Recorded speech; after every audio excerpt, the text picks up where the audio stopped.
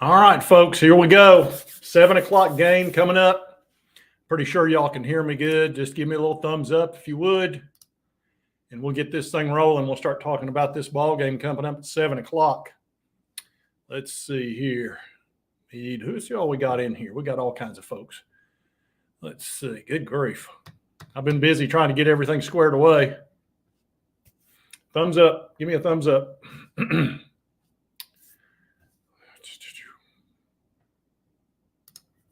Agreed. Yeah, this is a tough game, folks. This is not going to be easy. We're going up against their ace, which is Jamie Arnold. I've been looking at him. And also, they're as good. They hit the ball as well as we do. They've got some really good hitters, and they hit for good average. Let's see. Everybody's acting like can y'all hear me? We've gone live. Just give me a thumbs up here and make sure there's not a problem. Okay, cool. Thanks, Garage. Appreciate it. All right. Yeah, let's get into this a little bit. First of all, I think we need to start with this. Double our investment in Omaha.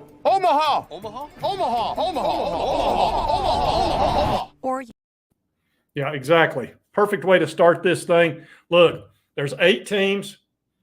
Everybody's got a 12.5% chance. We're probably about a 15 to 20% chance since we're the number 1 rated team. But we're going up against a team that kind of matches up with us pretty well. And again, this Jamie Arnold, we need to get to him pretty early, in my opinion. I think he's got a 2.77 ERA, so he's their best pitcher, and he does not walk a lot of guys either. He strikes out a bunch of dudes. So, yeah, we need to get into their bullpen. He normally pitches at least 5 innings. That's pretty typical for him. What we're going to do, of course, we're going to go with Stamos, who will probably pitch 1, 2, or 3 innings. And then we'll go with A.J. Causey, who's been doing a great job, and he'll pitch 3, 4, 5 innings in middle relief. And then we'll go to our closers. We'll start throwing heat at them, and then throw some change-ups at them. That's the plan, I'm sure.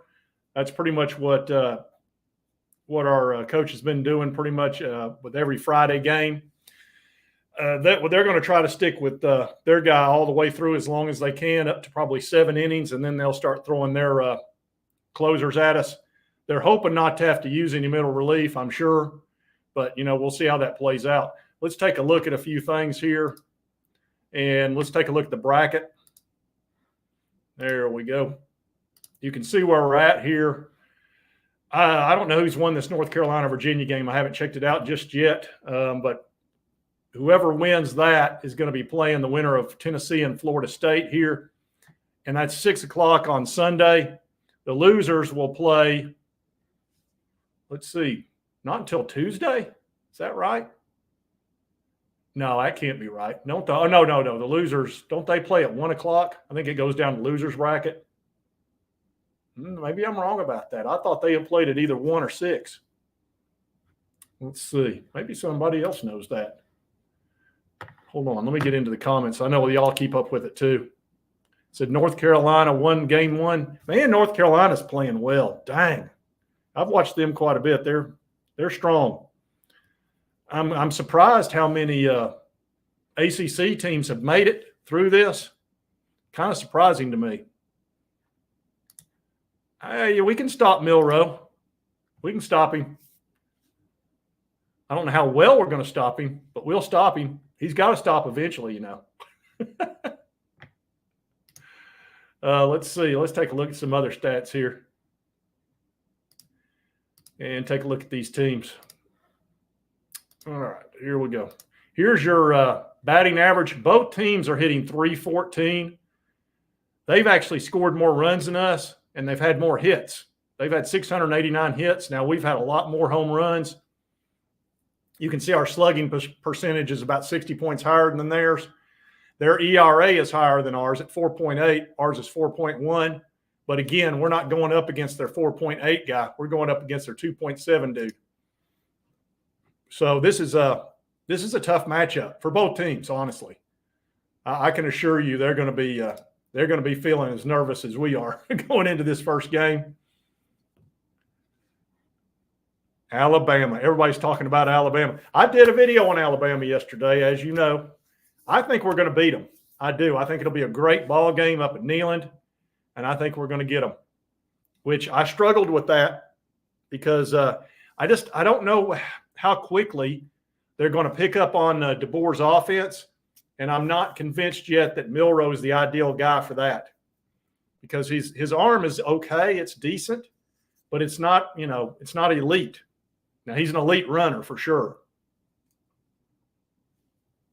But I'm not convinced he's the right quarterback for that offense because it's all about timing and accuracy. So, but DeBoer might be the type of guy that's like, hey, he's such a great runner, I'll just adjust.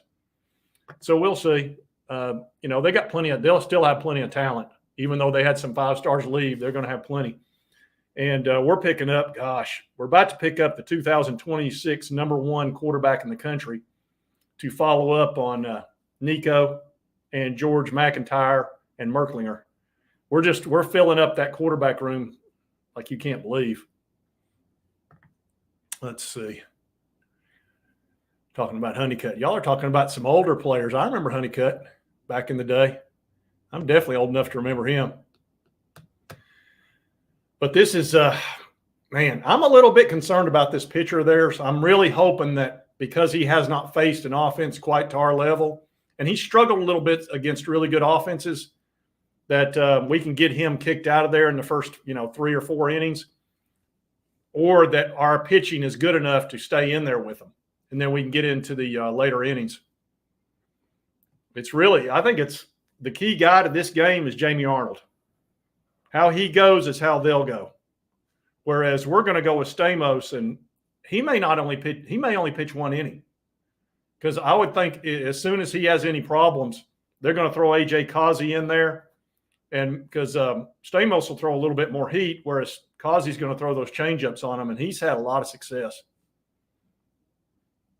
Let's see. So North Carolina won. Let's take a look at that.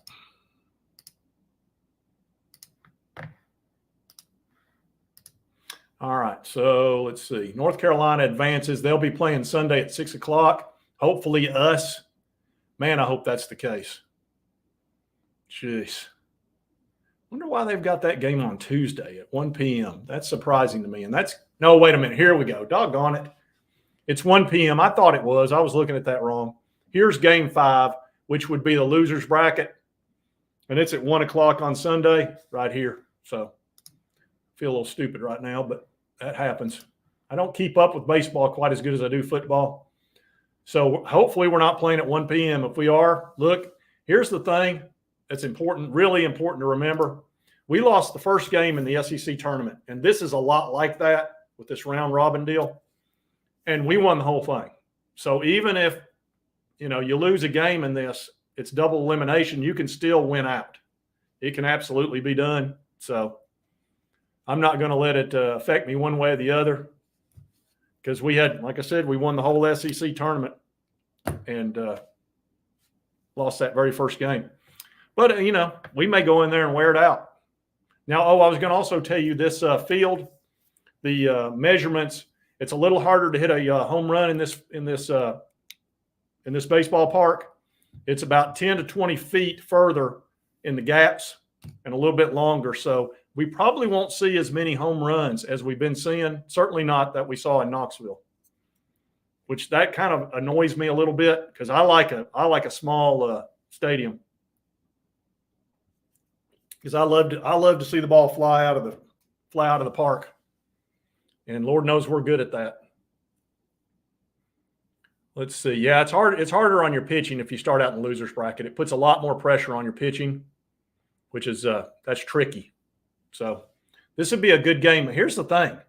FSU is one of the best teams. If you can knock them out of the way early and kind of make them limp, that would be a big help. And in some respects, this is a little bit less pressure than when we were playing Evansville because we had all the pressure on us. It's like if they beat us, it'd just be awful. And that was the weird part of that Sunday game. I was like, man, anything they do, Evansville, I mean, it would just be a bonus for them. But we went out there and took care of business. They ran out of pitching too, which was a big part of it. Let's see what you guys are thinking. Oh, yeah, we can still hit plenty of home runs. I don't think that's a problem. If we catch it, it's gone. I mean, we've got plenty of guys. We got like 7 guys that have hit double-digit home runs. That won't be an issue. As a matter of fact, we'll pull that up here. Let me get rid of that. Take a little look-see. Here we go. Yeah, Christian Moore's had 32 home runs, that's fantastic. They've got a guy by the name of Tibbs that's got 28, and he's got 71 RBIs. They've got 94 on their best hitter. And then we got plenty of other guys that can knock it out of the park. That's not going to be an issue.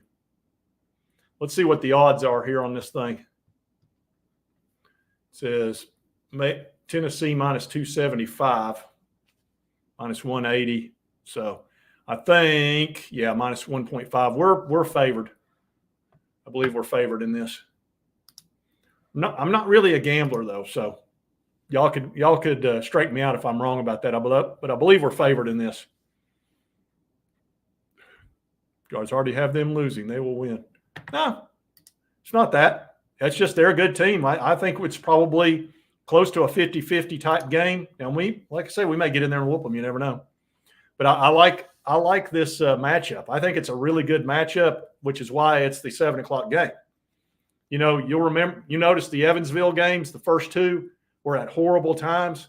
Friday at 3 o'clock during work, and then 11 a.m. on Saturday, which I've never even heard of an 11 a.m. game because those were a crappy match. That was a crappy matchup. We're at the premium time because we're a great matchup. We're the 2 toughest teams, I think. Maybe Kentucky. Kentucky's pretty tough. Let's see. Actually, let me take a look at that one too. Let's go in there and take a look at the other side of the bracket. I would have thought I'd already done that. All right. So, other side of the bracket, you got Kentucky versus NC State. I like Kentucky in that one for sure. Well, now wait, they've already played, hadn't they? Who won that? No, they haven't. Saturday at 1 p.m. My bad. And then Texas A&M playing Florida. A&M should be favored in that.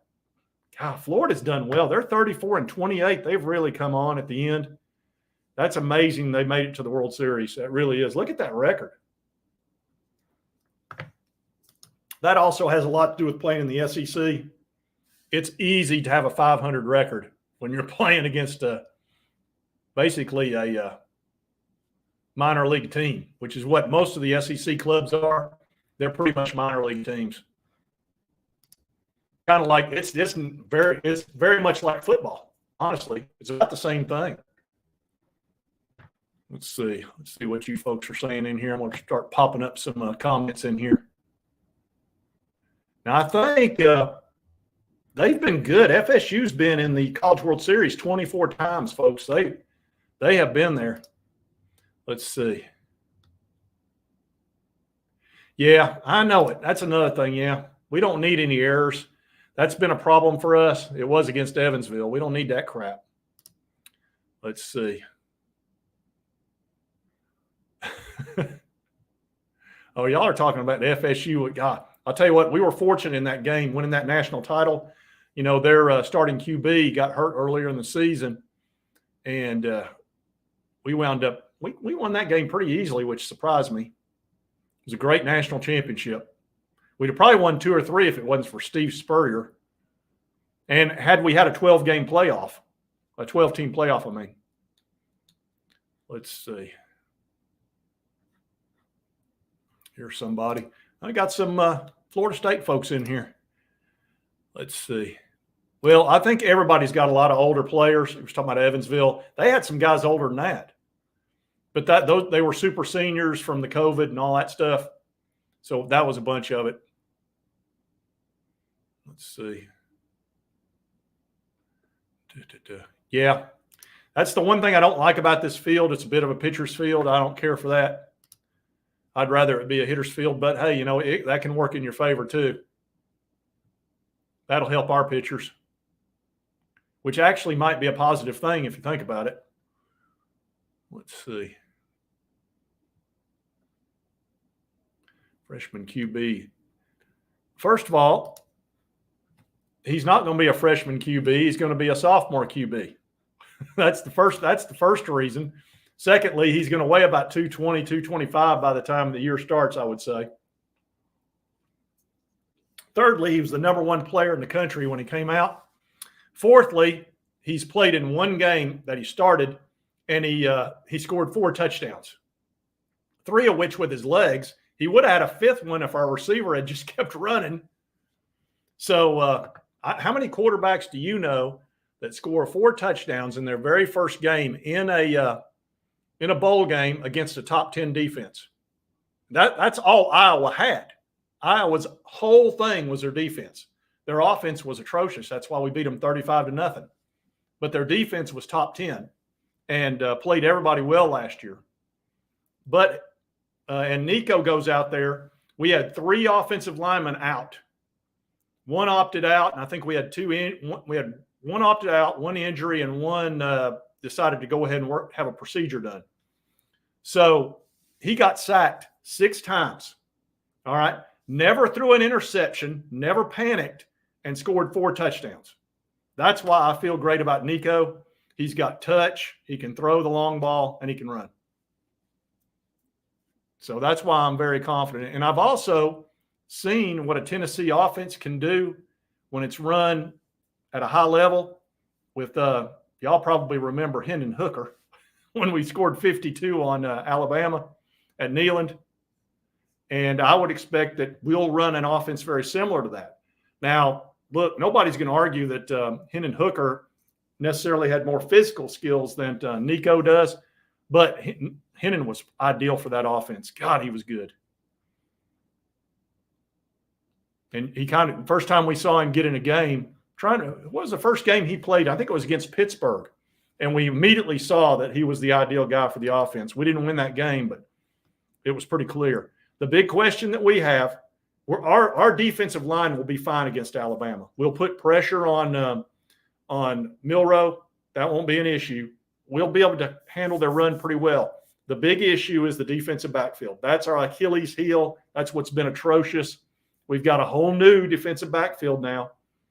We'll see. It's more talented than it was last year. There are more 4-stars and proven guys and all that, but we won't know until we line up. You can have all the guys that you want back there, but you get in your mind, oh, I know that guy's name and I know this guy's name. That doesn't mean anything. Honestly, it just doesn't. Until they go out there and prove it, won't mean anything. And so that's my only concern, and keeping Nico healthy. But look, every team has to keep their quarterback healthy. That's just the way that it is. Yeah, I couldn't agree more. Hendon should have started. I agree. We'd have won that game. But look, it wouldn't have made that much of a difference. We'd have won, 8 games that year instead of 7. So no big deal. 21. Yeah, that's right. We didn't win the game, but we saw what he could do. He had like 2 touchdowns. I think he had 1 interception that was kind of bad. But then after that, he was unbelievable. He threw, 30 touchdowns and like 3 interceptions, and did about the same thing next year until he finally hurt his knee. And the funny thing was he didn't even get hit. It was just like Zakai Ziegler. Those are the ones that always make you sick, because when you see the guy go down like he's been shot and you're like, oh, crap, and nobody hit him, it's the ACL. It's frustrating. Let's see. Talking about Brad. We don't know about Brazel. We know a little something about Thornton. Look, our wide receiver room's loaded. It's loaded for bear. Don't worry about that. It was loaded for bear last year, but we needed somebody to throw a little better, throw that ball a little better, and not quite as hard. Joe could throw it long, and the other thing we got to do is go fast.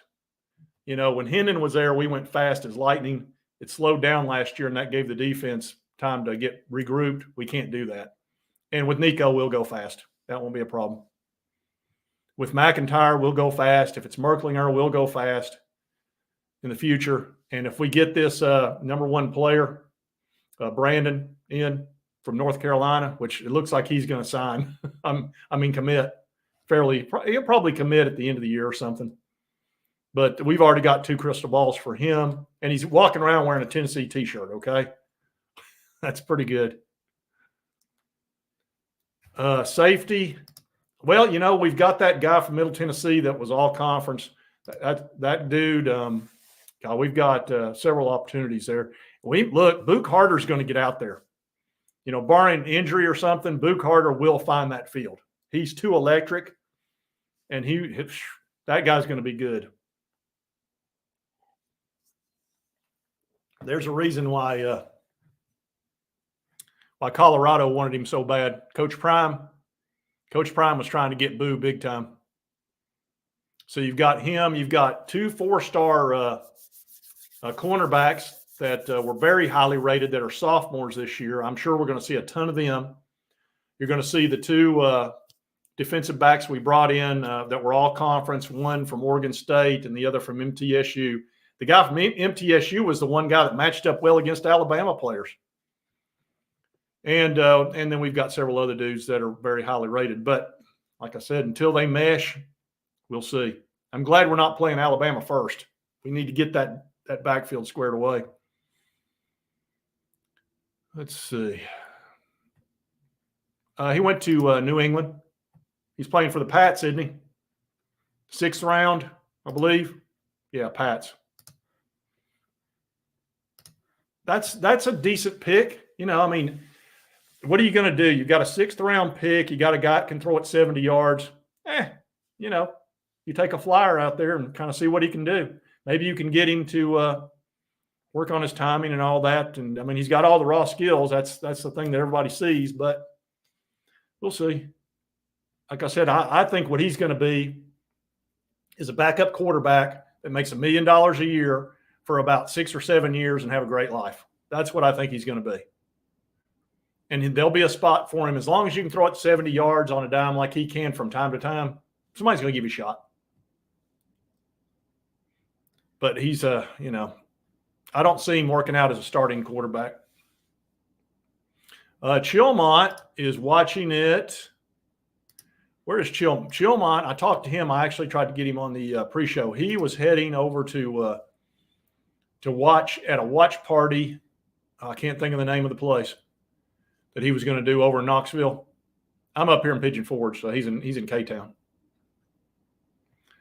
I wouldn't be too nervous about this. Look, this team has been clutch all year. They've come through when they've had to, time after time. They've won the SEC, won the tournament, won the regional, won the Super Bowl. They won everything. They'll figure it out. And look, it's not like we haven't gone up against great pitchers. We've gone up against a ton of great pitchers in the SEC and won our share of them. So we'll see. They haven't gone up against an offense like we've got either.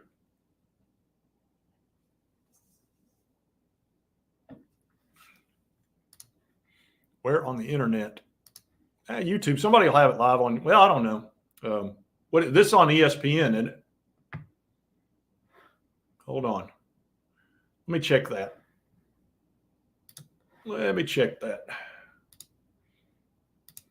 It should tell us right here. Let's see. ESPN. Let's see. Where's the game? Here we go. Yeah, ESPN and ESPN Plus, folks. So it's the main game. It's the main game. I can tell you that. And that shouldn't surprise you any. Did I share that? Yeah, I think I shared that. Yeah, ESPN. No worries. All right, folks, we got just enough time for y'all to get your wings in the oven or in the fryer or whatever. If you want to have some wings while you watch this game, that's what I'm going to do. Got over 200 of you in there. Appreciate y'all watching the little pre-show here. I'm excited about this. It'll be a fun game. It's going to be a tremendous matchup. These two teams can beat each other without too much trouble. It's not like there's some huge advantage on either side, which will make it for a great game, I think. And on top of it, there should be a lot of hitting. It should be fun. All right, folks, I'm going to head out and go Vols. Oh, look, here, I wore my good luck chain. Hopefully we win this game. But if we don't, hey, like I said, we won the SEC from the losers bracket. So, that's why right here. If something happens and we don't win, just remember this. Are you crying? No. Are you crying? Are you crying? There's no crying. There's no crying in baseball. Why don't you leave her alone, Jimmy? Oh, you zip it, Doris. That's right. And then one last thing, I made this one for us. Say when.